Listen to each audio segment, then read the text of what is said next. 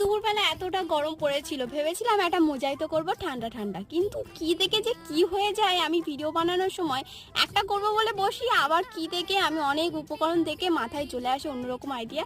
তো তারপরেই ভাবলাম চলো আমের আজকের মোজাইতো করি। তাও আবার কাঁচা আম, কোনো সিদ্ধ নয়, কোনো পোড়া নয়, কিছুই নয়, নর্মালি কাঁচা আম কেটে কুচি কুচি করে। তারপরে নিয়েছিলাম পালস, যেটা কিন্তু মোজাইতো করলে এত সুন্দর লাগে খেতে যে কি বলবো। এখানে উপকরণ বা সবকিছু মিলিয়ে যদি পদ্ধতি বলা যায় তাহলে কাঁচের গ্লাসেই সবকিছু একদম রেডি, বলে না যে একদম একের ভিতরে সব ওরকম। আমের কুচিগুলো দিয়ে দিতে হবে, তারপর একটু আইস, একটু লেবু চিপে দিতে হবে, আর একটু পালস, আর মতো লবণ দিয়ে ব্যাস তোমাদের রেডি হয়ে গেল আমের মোজাইতো। সত্যি বলতে এতটা ইউনিক, এতটা সুন্দর খেতে তোমরা হয়তো কোনোদিন ভাবতেও পারবে না। তোমরা বাড়িতে ট্রাই করো, অবশ্যই ভালো লাগবে। টাটা। দুপুরবেলা এতটা গরম পড়েছিল, ভেবেছিলাম একটা মোজাইতো করব ঠান্ডা ঠান্ডা, কিন্তু কি থেকে যে কি হয়ে যায় আমি ভিডিও বানানোর সময় একটা করব বলে বসি, আবার কি থেকে আমি অনেক উপকরণ থেকে মাথায় চলে আসে অন্যরকম আইডিয়া।